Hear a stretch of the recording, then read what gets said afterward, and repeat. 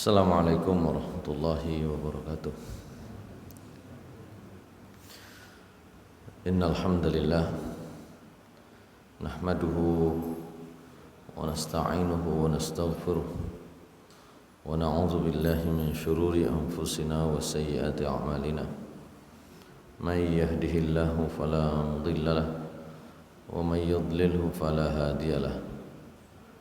Asyhadu an la ilaha illallah wahdahu la syarika lah wa asyhadu anna Muhammadan abduhu wa rasuluhu la nabiyya ba'dah. Allahumma salli wa sallim wa barik ala nabiyyina Muhammad wa ala alihi wa sahbihi wa mawalah.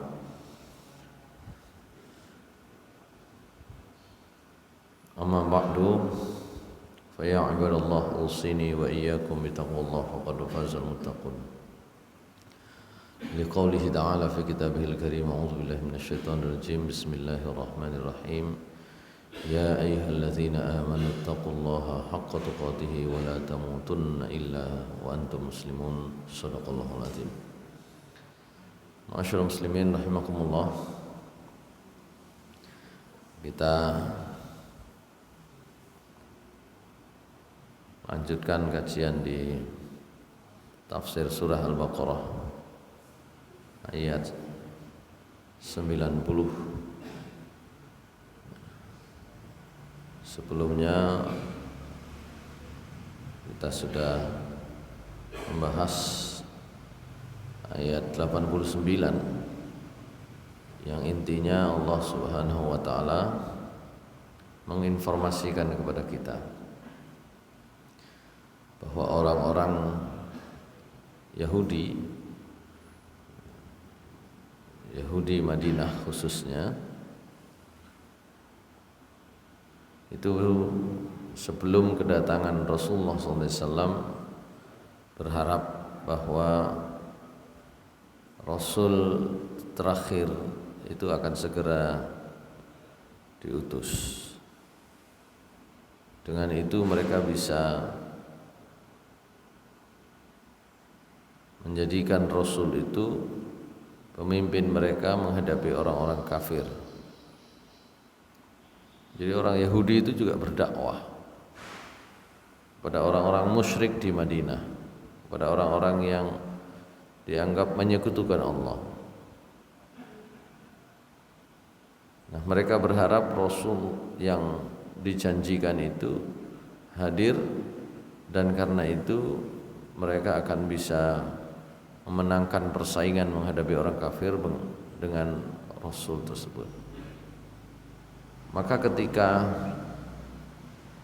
Rasul itu diutus, Al-Quran diturunkan, rupanya mereka orang-orang Yahudi ini tidak memenuhi apa yang selama ini mereka doakan, mereka minta kepada Allah. Ada beberapa alasan yang disampaikan terkait dengan alasan penolakan mereka. Mengapa mereka berharap Rasul itu datang, kok kemudian setelah kedatangannya kok justru mereka tidak mengimaninya.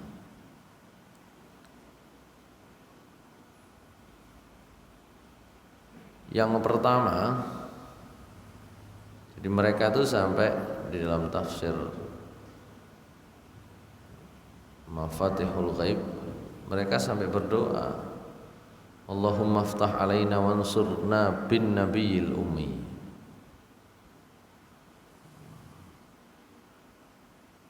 Jadi mereka memohon kepada Allah untuk bisa menang dengan nabi yang mereka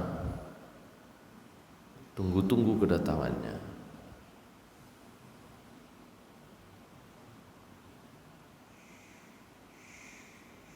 Tapi kemudian mereka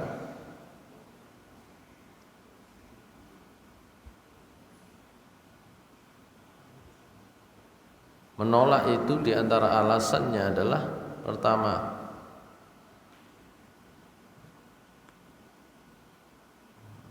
bahkan mengatakan, walamma ja'ahum ma'arafu kafaru bih.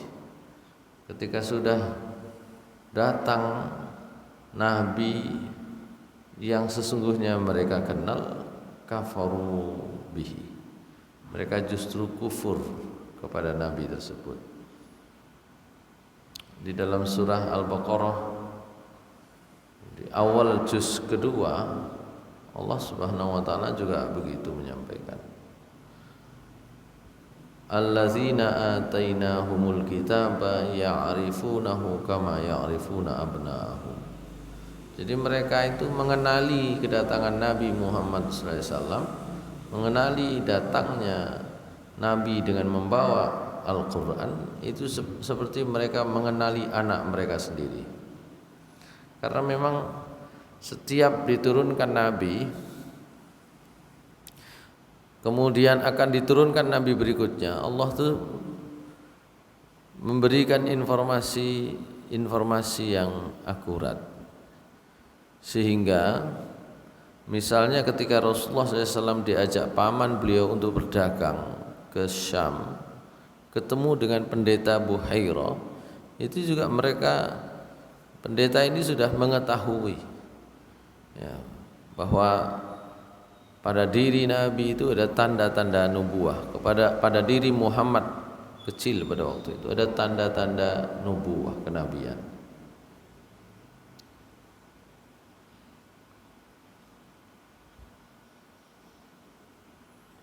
Oleh karena itu ayat yang menyatakan walamma ja'ahum ma'arafu kafarubi, itu kata Ar-Razi dalam tafsirnya, tadullul ayah ala annahum kanu 'arifina bin nubuwatihi.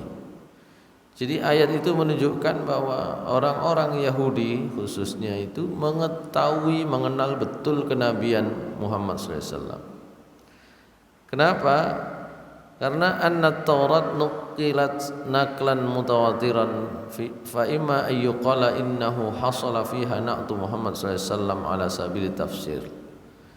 Jadi bahkan ada yang menyebut informasi yang diberikan di dalam Taurat itu menyebut secara rinci, secara tafsil tentang sifat-sifat Muhammad sallallahu alaihi wasallam. Secara fisik bagaimana, sifat-sifatnya seperti apa, perkiraan tahun kelahiran kemunculannya juga demikian.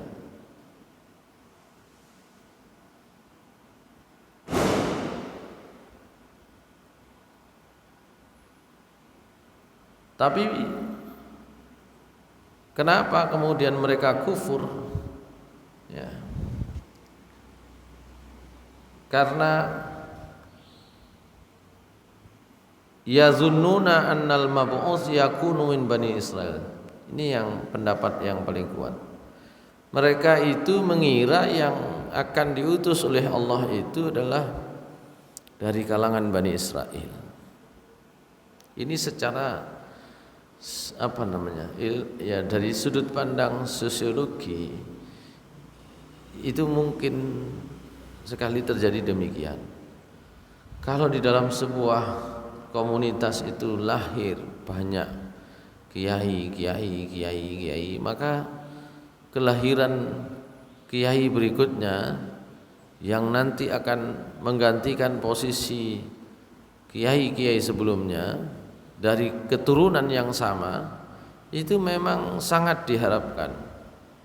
Loh kok kemudian yang lahir itu sing dadi kiai iku gak jelas iki ibune biyen iku sapa, bapakne iku tahu dadi kiai atau enggak. Maka kemudian itu menjadi alasan untuk menolak. Ya, sampean ikuti deh di media sosial, media YouTube itu. Ada memang beberapa kiai muda yang muncul dan dari sisi keilmuan memang hebat. Ya. Kemudian karena sebagian yang disampaikan itu kurang berkenan, meskipun itu dengan didukung dengan keilmuan yang mumpuni. Kemudian muncul lagi kiai yang lain yang ada terahnya kiai, garis keturunannya kiai, maka yang tadi itu akan ditinggal. Yang gitu ya, akan ditinggal. Ini secara sosiologi begitu. Bani Israel itu lahir di dalam generasi mereka itu banyak sekali nabi dan rasul. Sehingga ketika Allah menjanjikan akan datang seorang nabi terakhir, maka sesungguhnya yang diharapkan ya dari generasi mereka. Itulah yang sering saya katakan, alasan orang Yahudi menolak nabi itu dengan alasan orang musyrik Quraisy menolak Nabi Muhammad SAW itu tidak sama. Ya. Sama sampai sekarang saya kira. Alasan mereka yang menganut agama dengan kitab suci, ya, Nasrani, termasuk yang di Indonesia Nasrani, itu adalah alasan di mana mereka susah menerima kenabian Muhammad yang orang Arab itu. Makanya sentimen anti Arab itu besar. Ya. Nabi-nabi yang dikenal selama ini memang bukan Arab. Ya, bukan Arab, tidak ada yang Arab.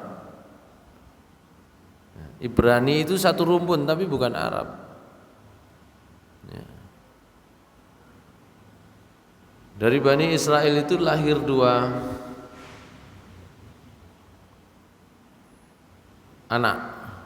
Bani itu keturunan, Israel itu Israel, Nabi Yakub. Dari keturunan Nabi Yakub ini ada dua orang anak yang melahirkan banyak nabi dan rasul, serta banyak raja-raja. Itu yang disebut di dalam tafsir Al-Qurtubi insyaallah terkait dengan tafsir surah Al-Baqarah ayat 100 pinten niku? 147 mungkin ya. 147. Nah, saya buka ya. 147.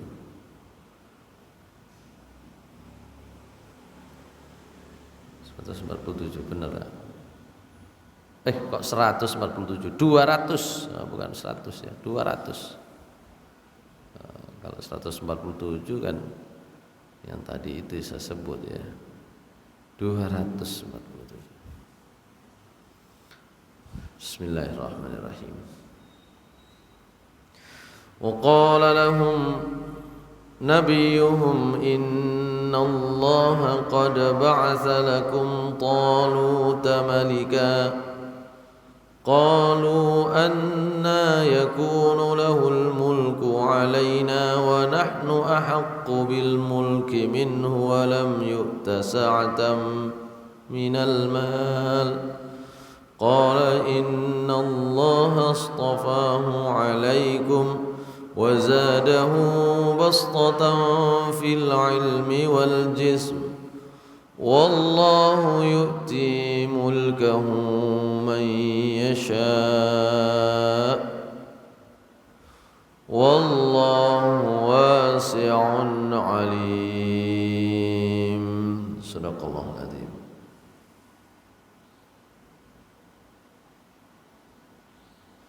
Wa qala lahum nabiyuhum innallaha qad ba'atsa lakum taluta malika. Nabi mereka itu berkata kepada Bani Israel. Ini ayat sebelumnya Allah menyampaikan alam tara ilal mala'i min Bani Israil min ba'di Musa. Jadi ini situasinya setelah masa Nabi Musa.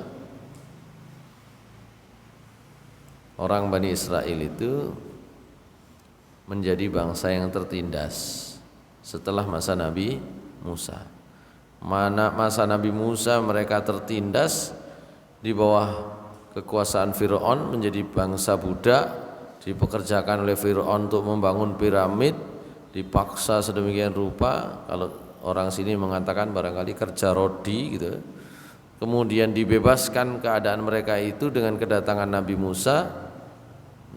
Nah setelah itu mereka mendapatkan banyak ujian dari Allah karena sudah mengambil perjanjian.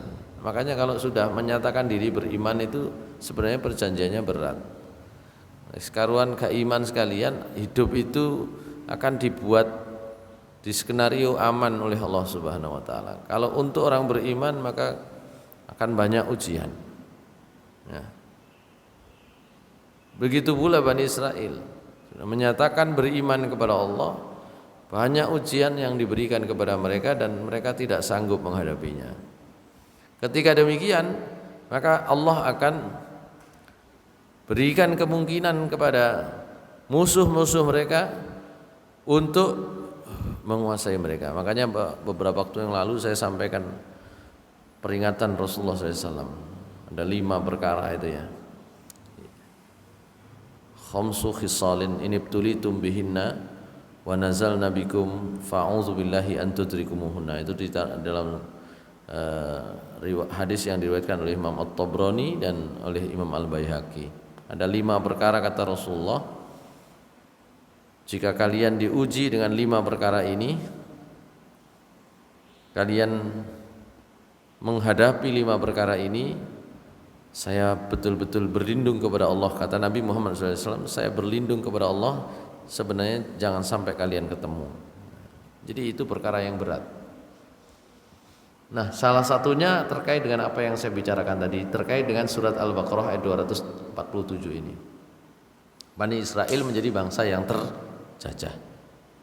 Nah, ini juga kita juga kalau mau mengevaluasi diri, kalau merasa terjajah secara ekonomi, terjajah secara politik, maka pelajaran tentang Bani Israel ini dan apa yang disampaikan oleh Rasulullah SAW itu saya kira menjadi peringatan penting. Ya. Kata Rasulullah SAW, lam tazharil fahishatu fi qaumin qattu hatta yu'linu biha illa fasha fihimut ta'un wal auja. Tidak pernah kok kemudian ada perbuatan fahisyah, perbuatan zina. Kalau sekarang saya ngartikannya itu ada konten porno kok kemudian itu tersebar luas, bahkan kemudian diiklankan ya. Konten porno itu diiklankan, iklannya gratis sampai nggak pakai sengaja, buka-buka aja. Buka HP, buka Android, buka aplikasi, otomatis tuh konten pornonya keluar. Illa fasya fihi mutta'un wal auja, kecuali kemudian Allah izinkan namanya ta'un. Sampai ngomong kan balak-balik pandemi. Ya. Allah izinkan pandemi ta'un itu tersebar luas. Ya. Kadang-kadang memang kalau dipikir-pikir apa hubungan nih ta'un pandemi dengan orang buka konten porno? Enggak ada hubungannya, karena kita menggunakan pendekatan empiris. Empiris ini apa? Pendekatan mata. Kan enggak ada hubungannya. Tapi kalau mau menggunakan pendekatan hati, kalau apa yang disampaikan oleh Allah dan Rasulnya itu diyakini kebenarannya, jelas hubungannya. Nah, sekarang jembatan antara pendekatan empiris dengan pendekatan hati itu adalah pendekatan akal. Akal itu sekarang sedang melakukan penelitian, serangkaian penelitian. Dan ini tidak selalu kok kemudian berhasil dalam waktu yang singkat. Dokter-dokter ya mungkin sebelum 20 tahun terakhir, kalau ada orang sakit jangan puasa, nah, gitu. Dan itu difasilitasi dalam Al-Qur'an. Wa man kana minkum maridun aw ala safarin fa iddatun min ayyamin ukhra. Sapa sing sakit, sapa sing dalam bepergian, silakan tidak puasa, nanti mengganti di waktu yang lain. Tapi di ujung ayat itu Allah mengatakan, ya,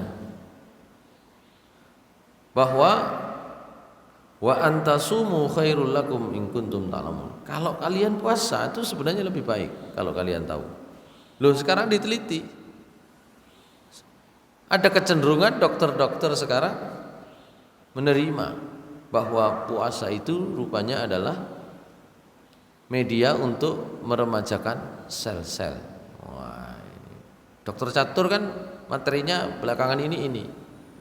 Ya, kalau broadcast sampean bilang itu namanya ketemu judulnya autopagi ya begitu. Di broadcast WA itu. Tapi itu kan baru sekarang. Bagaimana ribuan tahun, lebih dari 1000 tahun atau bahkan ribuan tahun, karena puasa itu syariatnya sudah ditetapkan oleh Allah sejak nabi-nabi sebelum Nabi Muhammad. Mereka punya penjelasan tentang itu? Nggak ada penjelasan ilmiahnya. Jadi pendekatan ilmu itu baru, gitu loh. Kadang-kadang kita itu dengan informasi dari Allah nggak tahu yakin karena apa? Nggak ada penjelasan ilmiah, gitu. Padahal penjelasan ilmiah itu datangnya belakangan, datangnya terlambat. Ada seorang mahasiswa tanya kepada saya, Pak, ada penelitian bahwa ini kan orang Jepang tuh kan, air itu kalau dibacakan doa-doa, dibacakan kalimat yang baik akan berubah molekulnya menjadi baik. Molekul itu akan berubah menjadi baik. Dan itu kemudian diuji bukan hanya dengan doa agama Islam. Pokoknya omongan baik itu jadi baik. Jadi yang terpenting adalah ngomong yang baik, ngomong yang positif. Itu akan merubah molekul, merubah juga susunan dalam diri manusia itu menjadi baik semua. Jangan sampai ngomong yang tidak baik. Dan itu akhirnya menjadi ilmu yang dipraktekkan di dunia motivasi. Nah, kalau para motivator kan begitu, ngomong positif, bicara yang positif, semangat yang positif gitu ya.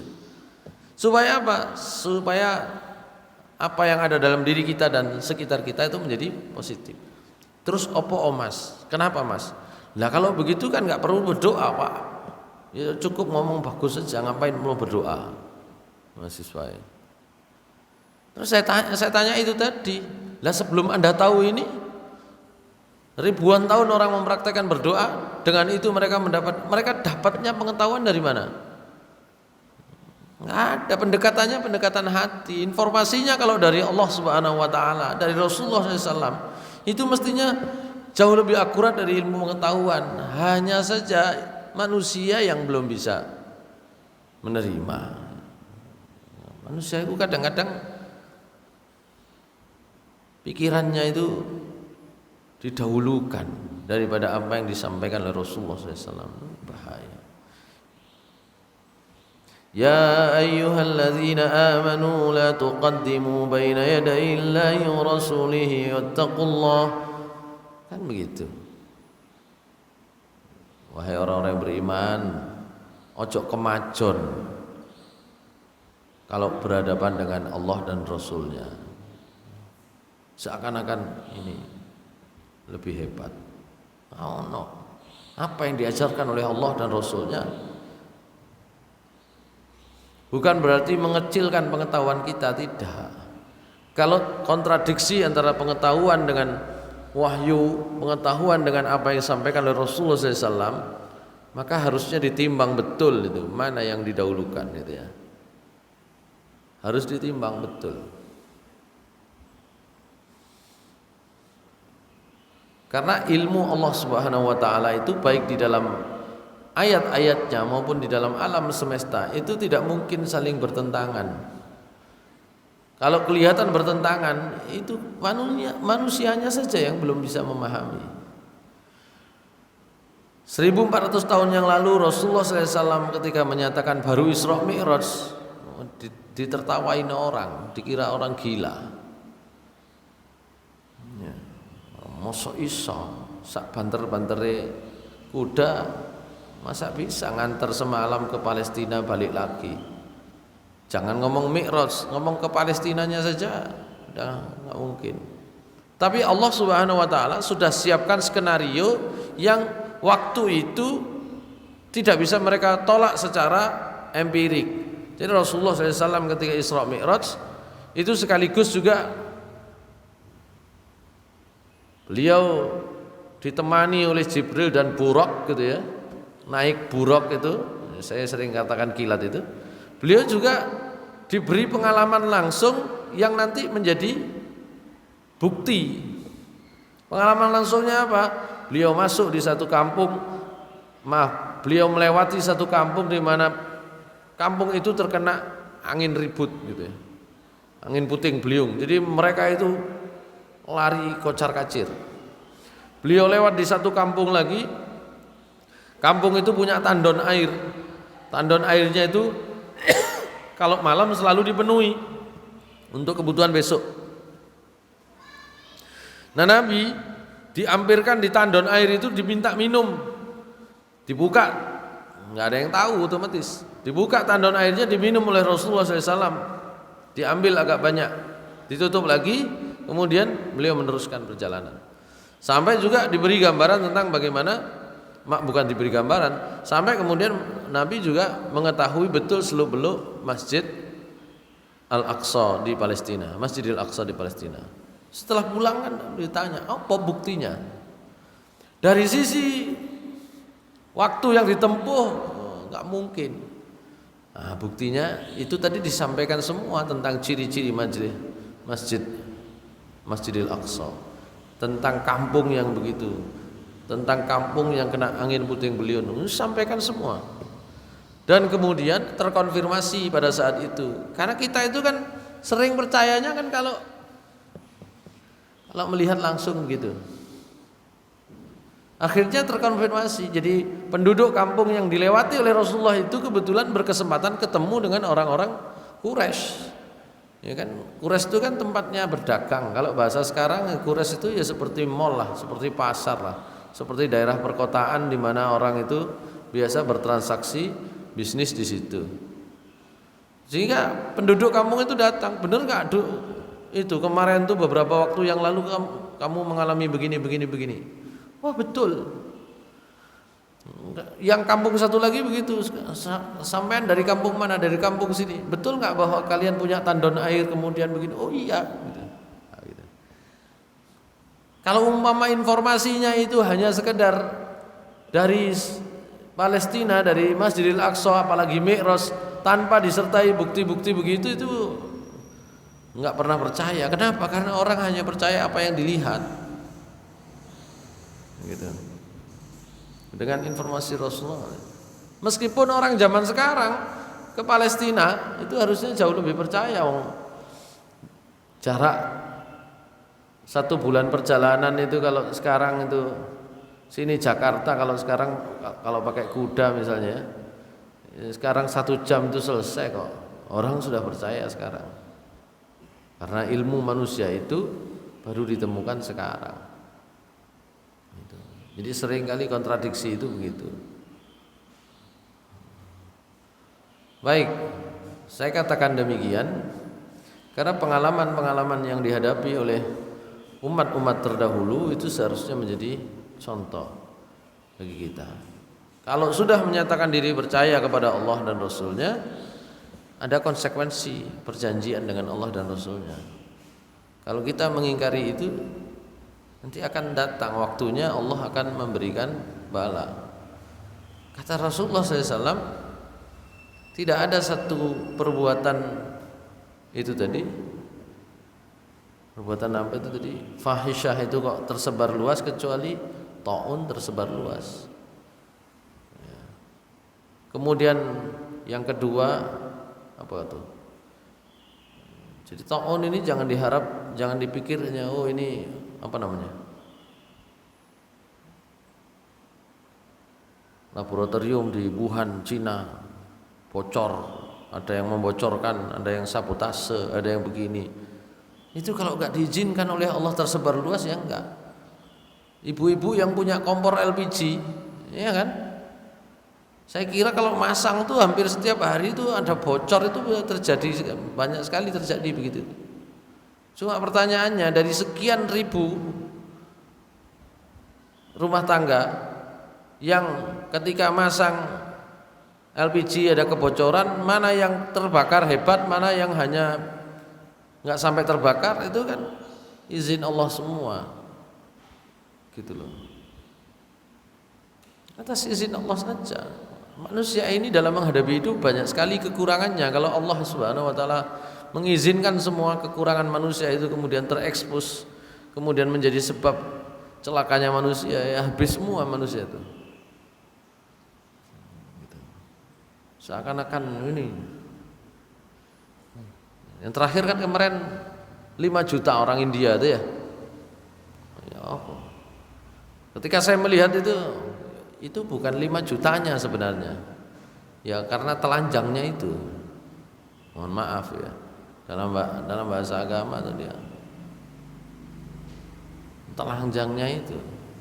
Sampai sekarang saya masih ingin menyampaikan bagaimana ada nggak yang mau riset tuh masjid mana yang kemudian menjadi pusat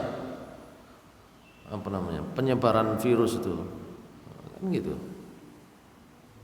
Masjid normal itu mana yang menjadi pusat? Ini kan harus menjadi pertimbangan kita. Kalau orang dengan cara seperti itu ya otomatis lah.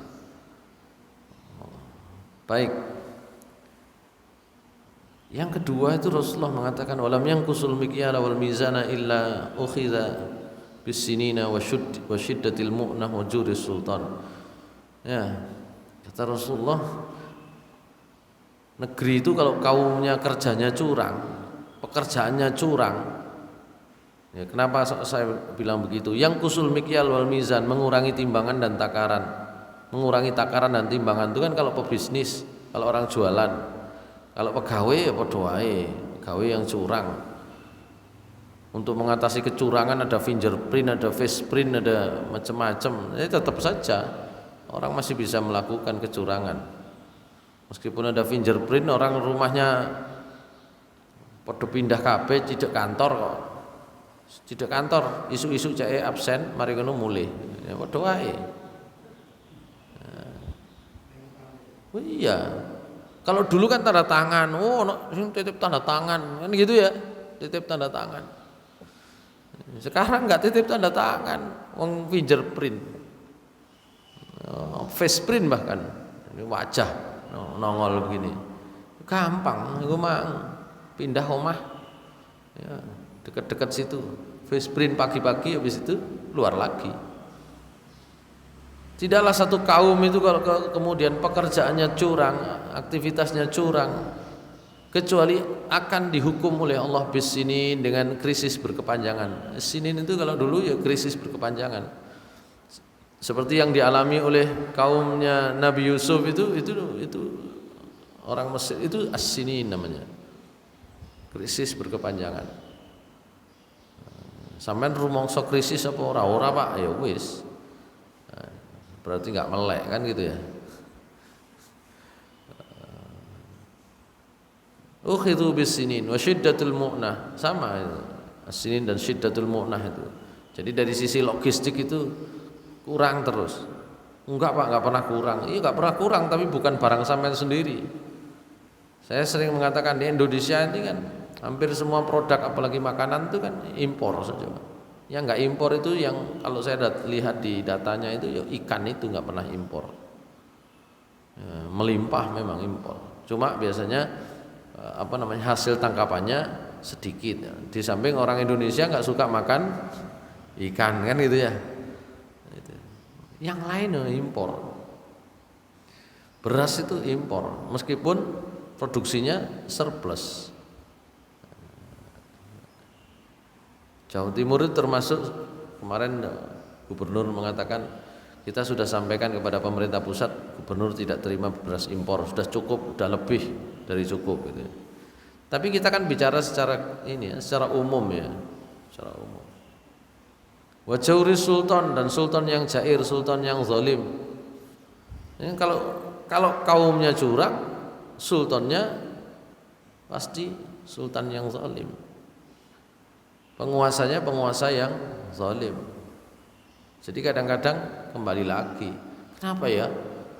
Baru dilantik 2 bulan masuk. Baru dilantik 1 tahun masuk. Ya, iki pemimpin kok ngene kabeh. Yo delok rakyate gitu. rakyatnya curang. Kalau pilihan nggak ada uang, nggak budal kan gitu ya. Warganya curang, kok nggak mau dapat pemimpin yang zalim gitu ya. Rasulullah kemudian mengatakan, walam yamna'u zakata amwalihim illa muni'u al-qatra walaula al-bahaim lam yutaru.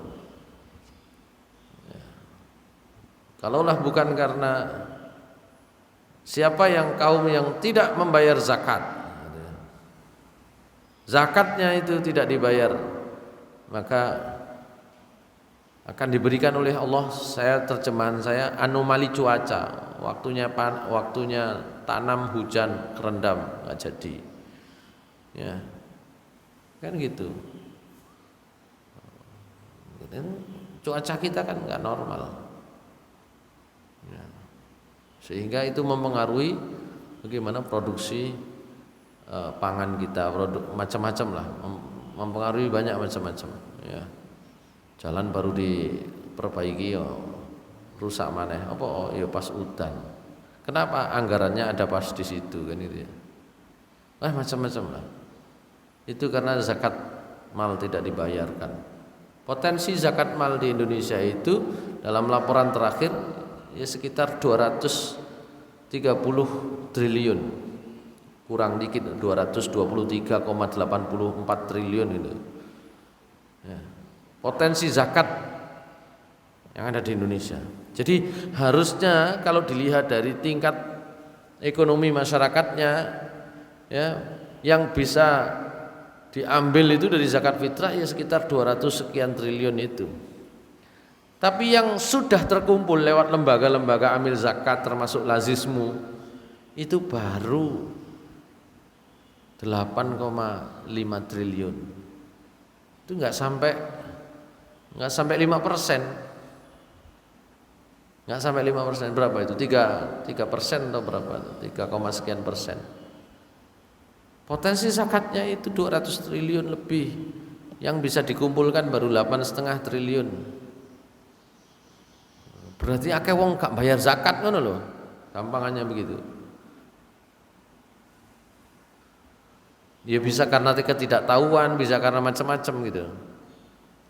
Yang keempat kata Rasulullah SAW, walam yang kudu ahdallahi wa ahda rasulihi, ini yang saya sebut tadi itu, illa sullita alaihim aduwwum min ghairihim, ya, wa akhadhu ma fi aidihim. Ini tadi, siapa yang tidak memenuhi janji kepada Allah dan Rasulnya, maka kaum itu akan memperoleh keadaan dijajah oleh musuh-musuh mereka. Ini yang saya tadi sebut. Sampean kan merasa ini dijajah Cina, dijajah Amerika. Ada yang tidak terpenuhi dari janji umat Islam kepada Allah. Seperti Bani Israel dalam ayat ini, dalam ayat 247 itu. Mereka menjadi bangsa terjajah, dijajah oleh Raja Jalut. Kenapa? Karena itu tadi. Saya tadi sebenarnya mau membahas tentang keturunan Bani Israel itu. Tapi ayat ini bicara tentang itu, sehingga mereka memohon kepada pemimpin-pemimpinnya, memohon kepada nabi. Nabi yang dimaksud di situ setelah Nabi Musa ada yang menafsirkan Nabi Yusa. Nabi Yusa itu bahasa kerennya Nabi Joshua. Dengan Joshua, itu Nabi Yusa. Nabi ini adalah nabi yang ditafsirkan mendampingi Nabi Musa ketika mencari Nabi Khidir. Waktu itu masih muda Nabi Yusa, itu. Begitu. Mereka minta Nabi, mohonlah kepada Allah supaya pilih kepada kita itu satu ketua, satu raja, satu pemimpin yang melawan Raja Jalut, supaya kita tidak tertindas terus. Apa kata Nabi? Di sini tidak disebut nama. Wa qala lahum nabiyuhum innallaha qad ba'atsa lakum Taluta malika. Sudah dijawab oleh Allah. Yang akan menjadi pemimpin kalian adalah Talut. Yang akan menjadi pemimpin kalian adalah Talut. Qalu anna yakunu lahul mulku alaina wa nahnu ahaqqu bil mulki wa nahnu ahaqqu bil mulki minhu wa lam yu'ta sa'atan minal mal. Kok bisa Talut yang jadi? Kok bukan dari kami-kami? Kenapa Talut itu dalam tafsir ayat ini, Talut itu bukan keturunan nabi, bukan keturunan raja. Anna yakunu lahul mulku alaina wa nahnu ahaqqu bil mulki minhu. Ya, kita lebih berhak. Oh, ternyata pemimpin-pemimpin yang ngomong ini dalam tafsir Al-Qurtubi disebut itu keturunannya Yahuda dan Lewi, anak Nabi Yakub itu yang paling populer itu karena diturunkan dari anak cucu mereka itu banyak nabi dan banyak raja, itu adalah namanya Yahuda dan Lewi. Kenapa kemudian diambil nama agama itu? Yahuda itu menurunkan banyak raja, Lewi menurunkan banyak nabi. Kok bukan dari keluarga ini gitu. Ya, Rasulullah SAW itu diharapkan kedatangannya, tapi ketika diketahui dari Bani Ismail, bukan dari Bani Israel, nggak mau orang Yahudi. Ini mereka punya gayanya seperti ini. Dianggap kenabian atau kepemimpinan itu oleh Allah Subhanahu wa taala hanya diberikan kepada garis keturunan tertentu. Gitu. Rasulullah SAW berkata, ya, kullukum min Adam wa Adam min turab. Setiap kalian itu berasal dari Nabi Adam gitu ya. Kok ada yang mau mengunggulkan keluarganya, nasabnya, padha teko Adame, Adam padha teko lemahe, gitu. Sama-sama dari tanah. Nah, orang Bani Israel itu begitu itu. Makanya kalau dalam bab politik ini yang saya sebut ini politik dinasti itu ya begini, ini politik dinasti itu politiknya Bani Israel. Yang kedua, walam yu'ta sa'atam minal mal. Talut juga enggak punya duit yang banyak. Itu yang saya sebut enggak iso, money politik gak iso, keluarga dinasti politik ya gak duwe, kan gitu ya. Itu kalau dalam bahasa politik. Nah, Nabi Muhammad SAW juga begitu. Lewi itu kalau sekarang itu jadi celana, itu merek celana itu ya, milik celana Levi's itu Lewi. Itu kalau pakai tanda S-nya itu menunjukkan milik, ya kan, bahasa Inggris itu kan begitu ya. Itu miliknya siapa? Lewi, sing sampean gawe iku. Dadi sing gawe celana ana tulisane Levi's iku iki milike Lewi kabeh. Nah, ngono. Sama kita itu di skenario seperti itu ya, nggak tahu. Ini kalau yang ngomong Pak Masud ahli kristologi tambah nemen sampean itu gak rumangsa. Jadi ono perwakilan miliknya Lewi nang Indonesia wakeh ya. Kan begitu. Baik.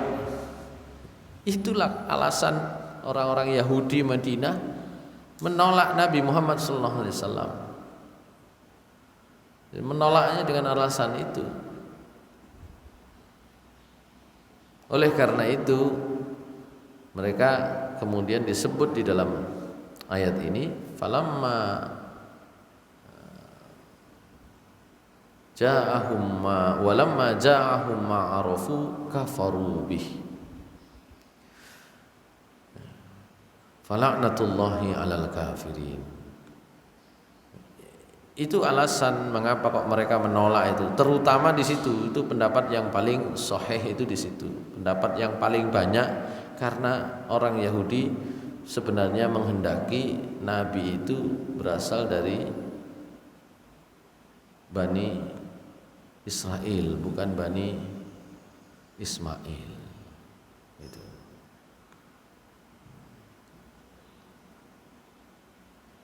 Hadirin sekalian yang dimuliakan Allah Subhanahu wa taala, ini penjelasannya masih banyak sebenarnya tentang alasan kenapa Bani Israel itu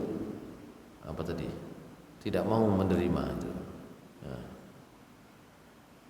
Wa kanu yurghibuna an-nasa fi dinihi wa yad'uhum ilaihi falamma ba'atsallahu ta'ala Muhammadan minal Arab min nasli Ismail Shalawatullah alaih azama dzalika alaihim. Jadi ketika tahu bahwa yang diutus adalah Muhammad, itu Bani Ismail, itu menjadi perkara besar bagi mereka. Wah, problem ini. Duduk teko awak dhewe ternyata. Itu. Fa azharu takdzib wa khalafu tariqahumul awal. Jadi mereka kemudian mendustakan. Yang kedua alasannya itu juga persoalannya ya, sama. Bisa alasan keturunan, bisa alasan posisi. I'tirafuhum bi nubuwwatihi kana yujibu alaihim zawala ri'asatihim wa amwalihim fa'awaw wa asarru 'alal inkar. Kalau mereka menerima kenabian Muhammad, itu kepemimpinan mereka, ya, kekuasaan mereka, harta mereka akan geser. Karena kalau menggunakan teorinya orang-orang kiri, kekuasaan itu identik dengan harta, ya. Orang yang menguasai harta menguasai politik. Orang yang menguasai politik, ya mereka mendapatkan status sosial yang tinggi. Gitu. Karena itu maka mereka berpikir ini harus disamaratakan, kan gitu ya. Tapi akhirnya yang merasakan siapa? Ya militernya, pemimpinnya, ya sepodo ae. Itu kan teori kiri kan mau sama rata sama rasa, ya. Yang sama rata sama rasa rakyat, pemimpinnya ya enggak. Ya. Di negara-negara berhaluan kiri pasti otoriter, pasti. Kenapa? Karena memaksakan sama rata sama rasa untuk rakyat. Kalau melawan sikat, kan gitu ya. Baik. Jadi mereka khawatir, bukan kira-kira. Jelas Rasulullah ketika sampai ke Madinah itu bikin pasar sendiri, pasarnya orang Yahudi sepi. Kenapa mereka kemudian mencoba untuk berkomunikasi dengan orang Quraisy, itu ya, bekerja sama dalam perang Khandaq. Itu kan latar belakangnya kan begitu. Setelah perang Uhud, perang Khandaq. Gitu ya. Setelah perang Uhud kalah umat Islam, tapi kekuatannya tetap tumbuh terus. Lah itu orang Yahudi. Makanya sekarang sampean coba bikin di Indonesia nih ya. Kekuatan ekonomi ada di tangan orang non muslim semua sekarang.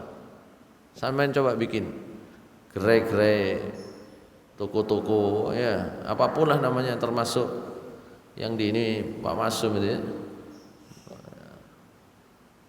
Aplikasi-aplikasi begitu, itu besar dikit disikat gitu, besar dikit disikat, itu caranya begitu. Nggak mau mereka, itu otomatis tuh.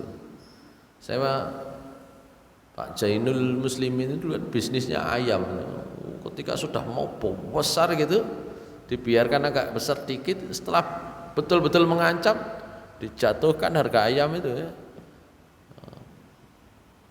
Perusahaan-perusahaan besar yang punya ini langsung sekongkol ya, sepakat itu. Jatuhkan harga ayam, habis itu. Begitu. Pernah dulu dengar ini ya, satu produk mie ya. Satu produk mie pakai nama Arab ya. Salami, pernah gitu ya. Wah, itu sempat naik tuh. Ketika sudah dianggap mengancam, harganya dihabisi ya, gitu ya. Mereka jual rugi besar-besaran, tidak ada masalah.